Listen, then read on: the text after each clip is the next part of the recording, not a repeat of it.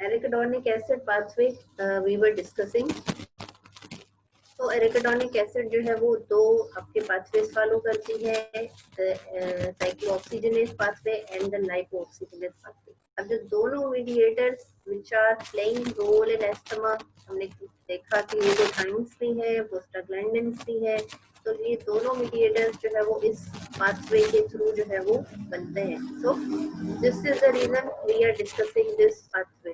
अब कार्टिकोस्टेरॉइड्स जो है वो इस पाथवे को ब्लॉक करते हैं right from here.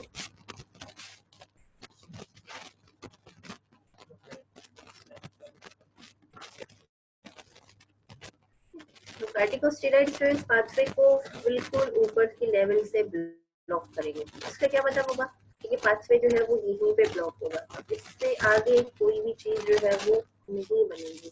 This is the reason corticosteroids are the mainstay of therapy for asthma.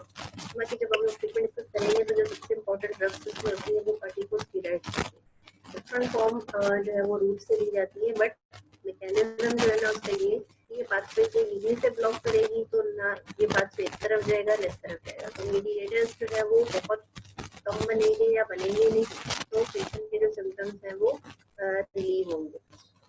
दूसरा पाथवे, दूसरी इसकी इम्पोर्टेंट ये है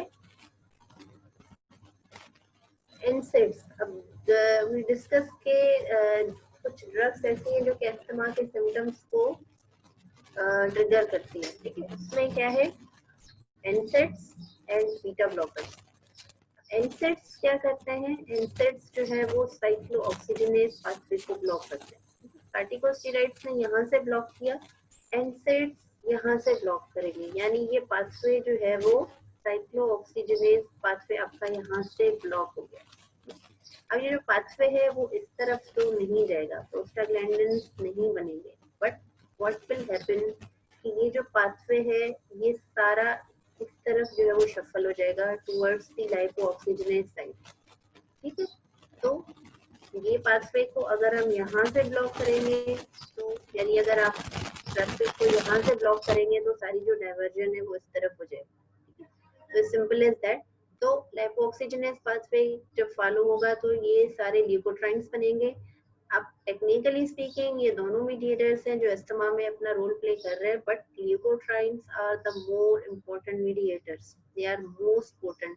तो this is the reason NSAIDs should be avoided, क्योंकि जब पाथवे आपका लाइपोऑक्सीजनेज की तरफ जाएगा तो ल्यूकोट्राइन्स बनेंगे which are the most important chemical mediators. इसीलिए अस्थमा के पेशेंट सिम्टम उनके वर्स होते हैं, सो दे should be avoided in patients with asthma। फिर उसकी दूसरी जो है ना वो अल्टरनेट ड्रग्स भी हम दे सकते हैं, लेकिन ये कि they should be avoided. Patient से जब हम हिस्ट्री लेंगे तो इम्पोर्टेंट जो सिम्टम्स है हिस्ट्री के वीपर we will find out symptom. अब सारे सिम्टम जो है ना they are based upon these pathophysiological feature. हमने डिस्कस किया सबसे इम्पोर्टेंट 4 सिम्टम है, cough, wheezing, chest tightness and shortness of breath. Cough जो पेशेंट्स को होगी वो टिपिकली नाइट टाइम में वर्स होगी, और ज्यादातर ये क्रॉनिक कफ जो है वो होती है, and it is associated with wheezing most of the time. तो इम्पोर्टेंट चीज है कि कफ है जो कि नाइट टाइम में जो है वो ज्यादा हो रही है। wheezing can be a symptom as well as a sign. Patient बता सकता है कि उसको wheezing हो रही है, या जब हम खुद एग्जामिनेशन करेंगे तो हमें wheezing जो है ना वो मिल सकती है। तो it can be a sign, it can be a symptom। कफ की हिस्ट्री में हम पेशेंट से पूछेंगे कि उसको कितने अरसे से जो है वो कफ हो रही है, वो नाइट टाइम पे ज्यादा तो नहीं हो रही है, उसके साथ एसोसिएटेड सिम्टम क्या हो रहे हैं, और कोई ऐसा पर्टिकुलर एजेंट तो नहीं है जिसके एक्सपोजर के बाद उसको ये सारे सिम्टम्स जो है वो हो रहे हैं।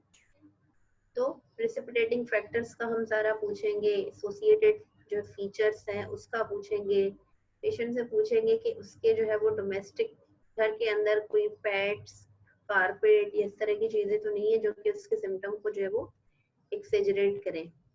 देन डिज्निया, ठीक है। हिस्ट्री के ऊपर हम लोग वाइंड अप करेंगे, तो कल जो है वो we will start with the examination के एग्जामिनेशन में हमें क्या क्या चीजें मिलेंगी, and subsequently the management. Dyspnoea जो है वो उसका ऑनसेट जो है वो किस तरह से हुआ, ठीक है। पेशेंट से पूछेंगे कि डिस्निया किस तरह से स्टार्ट हुआ, एक्सरसाइज के बाद तो नहीं हुआ, कोल्ड एक्सपोजर के बाद तो नहीं हुआ, dust, severity and pattern. Pattern जो है वो वेरी करेगा, ठीक है। ऐसा नहीं है कि एक पेशेंट को आज इस तरह का डिस्निया है वो फिर पूरा साल उसी तरह से रहे, क्योंकि patient in between the attacks बिल्कुल सिम्टम फ्री भी होता है, ठीक है। तो ऐसा भी हो सकता है कि पेशेंट को बीच में कोई भी सिम्टम नहीं हो रहे और वो बिल्कुल नॉर्मल जो है ना वो तरीके से सारी चीजें चल रही हो। तो डे टू डे जो है वो सिम्टम जो है वो वेरी कर सकते हैं। सो अगेन मोस्टली इसमें वही सारी चीजें हैं। देन और अच्छा, और फिर ये भी इम्पोर्टेंट है कि is there any history of atopy, कोई एलर्जिक डिसऑर्डर दूसरे तो नहीं जो पेशेंट्स को साथ में हैं, जैसे एक्जिमा है, एलर्जिक राइनाइटिस है, कोई कॉन्टेक्ट डर्मेटाइटिस है। Family history is very important. Smoking history, either active smoking और passive smoking, and what is the occupation of the patient, क्योंकि जो पेशेंट का ऑक्यूपेशन होता है उसके सिम्टम को मे भी जो है वो वर्स करा सकता है। Drug history is patient taking any NSAIDs or beta blockers, and family history. Yes.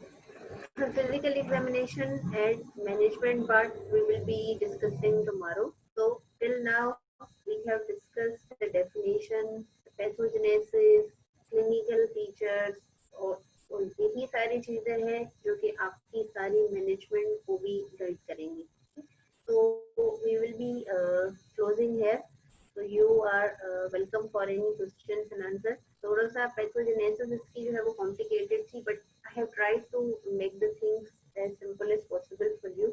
So we have got any questions? The chat is open for the questions.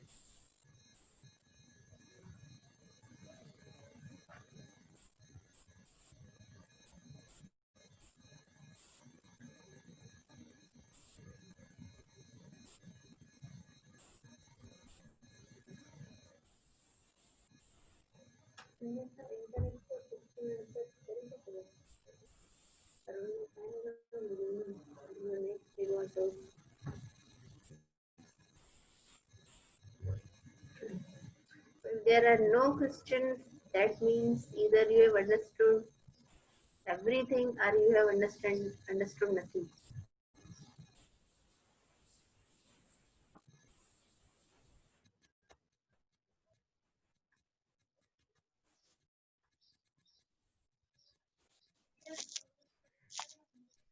Okay, so we will resume our talk with tomorrow's lecture, ठीक है।